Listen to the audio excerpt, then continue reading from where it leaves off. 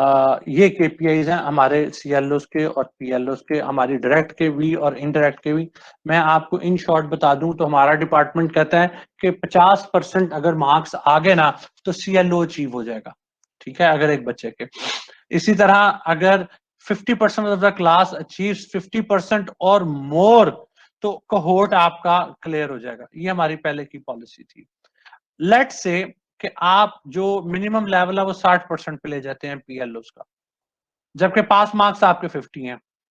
At the end होगा ये, कई ऐसे बच्चे होंगे जो पास तो हो जाएंगे लेकिन उनके पीएलओ सारे अचीव नहीं हो सकेंगे। तो ये एक बड़ी अजीबोगरीब सी सिचुएशन बन जाएगी कि एक ऐसा इंजीनियर मार्केट में आ गया है जिसने सारे ग्रेजुएट एट्रीब्यूट्स तो अचीव नहीं किए लेकिन पास वो हो गया। तो एक लॉजिकल इंटरप्रिटेशन ये है कि पीएलओ का लेवल जो है वो आप पास मार्क्स के साथ ही रखें, सीएलओ का जो लेवल है वो पास मार्क्स के साथ ही रखें कि अगर वो बच्चा पास हुआ है तो उसने सीएलओ भी अचीव कर लिया और उसने पीएलओ भी अचीव कर लिया, ठीक है। दूसरी बात आती है कोहोर्ट फेलियर। कोहोर्ट फेलियर ये होता है कि यार फॉर एग्जांपल आपके 70% बच्चे जो हैं या 60% बच्चे जो हैं वो पास हो गए हैं और आपने कहा वाह जी वाह मेरा तो सीएलओ भी अचीव हो गए हैं, मेरे तो पीएलओ भी अचीव हो गए हैं, कोई टेंशन वाली बात ही नहीं है। सवाल यहाँ ये उठेगा कि अगर 60% आपने अपना लेवल रखा हुआ है उसका कोहोर्ट फेलियर का, तो भाई जो 40% बच्चे फेल हो गए हैं उनके लिए क्या प्लान है आपके पास? काइंडली अगर आप माइक म्यूट कर देना तो मेरी ये जो रेजोनेंस है खत्म हो जाएगी। अब अगर आपने कोहोर्ट फेलियर 60% रखा हुआ है ना तो इसको डिफेंड करना थोड़ा सा मुश्किल हो जाएगा कि यार 40% बच्चे फेल हो गए and you are okay with this. हमने कहाँ रखा हुआ, हमने पहले 50% पे रखा था एंड वी रियलाइज कि दैट वाज अ मिस्टेक, फिर हमने उसको इंप्रूव करके 80% पे ले गए। अगर आपका 80% क्लास पास हो जाए ना तो हम कहते हैं ठीक है आपका कोहोर्ट फेलियर नहीं हुआ, आप ओके हैं। But even then we request the resource person कि कोई प्लान बताएं कि जो 20% बच्चों का सीएलओ या पीएलओ अचीव नहीं हुआ उनका आपने क्या करना है। ये जो परसेंटेज है सादी सिंपल मिनिमम लेवल की या कोहोर्ट लेवल की, ये एंटायरली आपके अपने डिपार्टमेंट पे है। जैसे मैंने पीछे कहा, ये कोई बंदा आपसे आके बहस नहीं कर सकता, ये एब्स्ट्रैक्ट है, ये रिलेटिव है, ये इसमें कुछ सही या गलत वाली बात नहीं है। हाँ इम्प्रूवमेंट का मार्जिन है, मे बी हम इसे 80% भी लो साइड है, इसको 90% पे ले जाया जा सके। तो ये टोटल जो है वो लेवल आपके अपने ऊपर है। अब सर इसमें ये एक क्वेश्चन बनता है कि एक स्टूडेंट है, उसके एक सब्जेक्ट में 3 CLOs थे, अब उसने वो सब्जेक्ट तो पास कर लिया है, उसके जो टोटल मार्क्स हैं वो 65-67 कुछ आए हैं, लेकिन CLO 2 और 3 उसने पास कर लिया है, CLO 1 में लेट्स से 50% जो था वो अचीव नहीं कर पाया, उसके 41-42% है। उसको फिर अचीव करवाना जरूरी है कोई और असाइनमेंट देके या कुछ करके, या फिर इसको जाने दें कोई बात? नहीं देखें, हम दो बातें आगे मैं इसमें डिटेल में भी बात करूंगा। जो सेमेस्टर गुजर जाता है उसकी रेट्रोफिटिंग नहीं पॉसिबल होती, उसकी दोबारा जाकर पॉसिबल नहीं होता। जो बच्चे का फेल हो गया है वो फेल हो गया है। रिसोर्स पर्सन ने जो प्लान देना होता है वो नेक्स्ट सेमेस्टर के लिए देना होता है जब वो कोर्स ऑफर हो। कोई भी जो चेंज होती है वो अगले सेमेस्टर में ही इंप्लीमेंट होती है, उस सेमेस्टर की रेट्रोफिटिंग या रिवर्स इंजीनियरिंग पॉसिबल नहीं होती। हम ये काम करते हैं बैच एडवाइजर्स के थ्रू। सीएलओज आर फाइन, एक पर्टिकुलर सब्जेक्ट का एक सीएलओ अचीव नहीं भी हुआ तो खैर है, पीएलओ मुश्किल है। पीएलओ पर आंख रखनी लाजमी है क्योंकि 48-50 सब्जेक्ट्स में 12 पीएलओज हैं। अगर एक बच्चे की एक सेमेस्टर में पीएलओ अटेनमेंट पुअर है, फॉर एग्जांपल वो डिजाइन के पीएलओ को अचीव नहीं कर पा रहा, तो हमारी जो अटेनमेंट है फॉर्मली हम वो अटेनमेंट देते हैं बैच एडवाइजर्स को। हर बैच एडवाइजर वो कम्युनिकेट करता है स्टूडेंट्स के साथ और वो फिर बच्चों को आइडेंटिफाई करता है कि जी ये 4 बच्चे हैं जिनके पीएलओ अचीव नहीं हुआ डिजाइन का, और वो फिर उन्हें गाइड करेगा कि तुम लोग इसमें जा रहे हो परेशानी में, अगले सेमेस्टर में ये 2 सब्जेक्ट्स आने हैं जिसमें पीएलओ का डिजाइन का पीएलओ आना है, तो आपने इंश्योर करना है कि आप उसमें ज्यादा मेहनत करें और ये पीएलओ को अचीव करें। लेकिन ये सारा कुछ होगा अगले सेमेस्टर में, पिछले सेमेस्टर में नहीं। ठीक है जी, सही हो गया सर।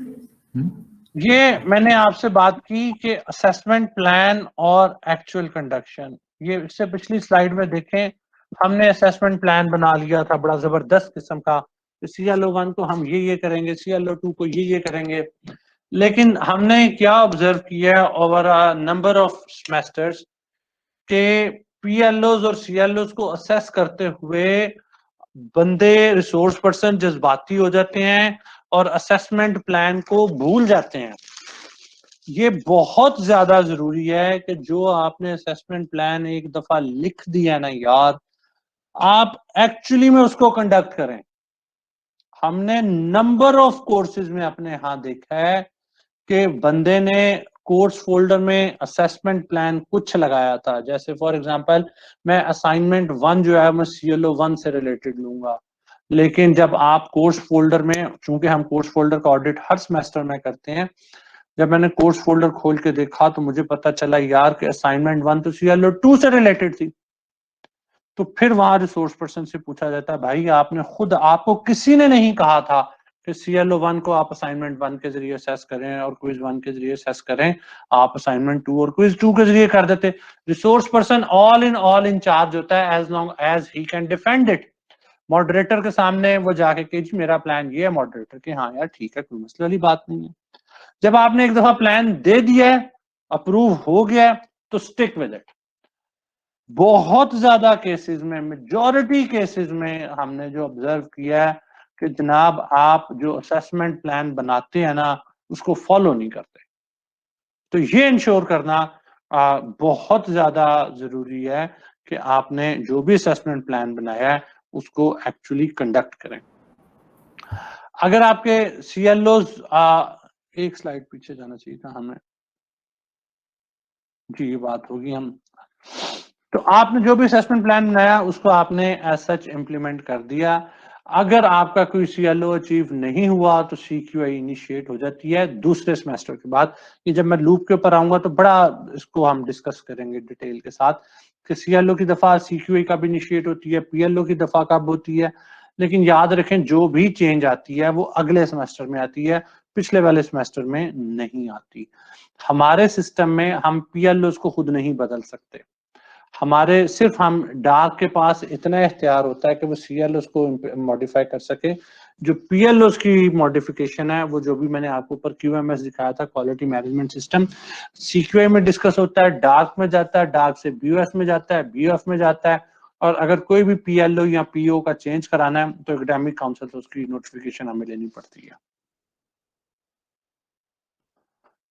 असेसमेंट टूल्स ही काफी ज्यादा होते हैं, स्टूडेंट सर्वेज हैं, आपकी जो पीयर वैल्यूएशन है, आपकी पीयर रिव्यू भी होता है, स्टूडेंट्स आके असेस करते हैं, आपकी बिहेवियरल ऑब्जर्वेशन जिसके लिए रुब्रिक्स आपके पास आ जाते हैं, ओरल प्रेजेंटेशन है, अगेन उसके लिए आपके पास रुब्रिक्स हैं, जितनी भी डायरेक्ट असेसमेंट है वो डायरेक्ट होती है, जितनी भी इनडायरेक्ट असेसमेंट है उन सारों का रुब्रिक होता है हमारे पास।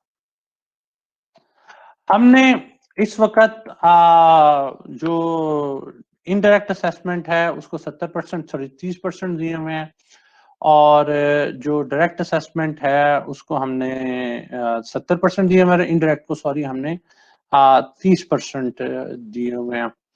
और जो इनडायरेक्ट असेसमेंट है उसके फर्दर हमारे दो पार्ट हैं, एक एम्प्लॉयर फीडबैक और एक एलुमनाई फीडबैक, 15-15%। और जो डायरेक्ट असेसमेंट है वो PLO के थ्रू आ रही है, वो 70% से आ रही है। अच्छा, मैं थोड़ा सा आगे चाहता हूँ, और ये बात हो गई, मैं थोड़ा सा आपकी इजाजत के साथ प्रेजेंटेशन को सर करना यहाँ चाहूंगा। पे ना, जी सर, एक पॉइंट था, ये जो PEO की असेसमेंट की स्लाइड आपने दिखाई थी, तो मेरी अंडरस्टैंडिंग अब तक ये थी वैसे कि PEO की असेसमेंट सिर्फ इनडायरेक्ट से होती है, यानी कि एम्प्लॉयर बेहतरीन, फीडबैक आपने और मसला ही हल कर दिया जनाब, मैं उधर ही आ रहा था। मैं जरा उसको जी थोड़ा सा घुमा के लाना चाह रहा था, और मैं चाह रहा था कि आपकी जो डिपार्टमेंट की OBE टीम है और जो स्पेशली HOD साहब हैं, या अगर अगले 5 मिनट जो मैं डिस्कशन करने लगा हूँ, ये बड़ी इंपॉर्टेंट है, बहुत ज्यादा इंपॉर्टेंट है। ये एक चेंज है और ये बहुत डिबेटेबल एक इशू है, जो कि सिर्फ फिल वक्त हमारा अपना स्टांस है और हम इस पर बड़े कंफर्म्ड हैं। तो मैं चाहूंगा कि आप साथ में अपना स्टांस शेयर कर सकूं और एक ओपन हम इस चीज के ऊपर डिबेट कर सकें। लेट्स सी कि सीएलओस की सीक्यूआई कैसे होती है, पीएलओस की कैसे होती है, पीओस की कैसे होती है, और फिर दोबारा उनकी असेसमेंट वाली स्लाइड पर मैं चलूंगा। मैक्सिमम 5-7 मिनट लगेंगे, आपके सवाल के ऊपर ही डिबेट करनी है मैंने। ठीक है जनाब। तो जो सीएलओस की सीक्यूआई है वो सीएलओस आते हैं, उनकी डायरेक्ट असेसमेंट होती है ना आपकी, हम करते हैं ओबीई शीट के थ्रू, हमने एक्सेल शीटें बनाई हुई हैं जिसमें हमारे पास जो डेटा आता है। अब ये जो डेटा है, ये रिसोर्स पर्सन, ये फाइल हमारे कोर्स फोल्डर की हिस्सा है कि आपने आखिरी 5 शीटें जमा करानी होती हैं सीक्यूआई को। वहां पर हम देखते हैं कि सीएलओ पूरा हुआ है या नहीं हुआ, और कोहोर्ट फेलियर तो नहीं हुआ।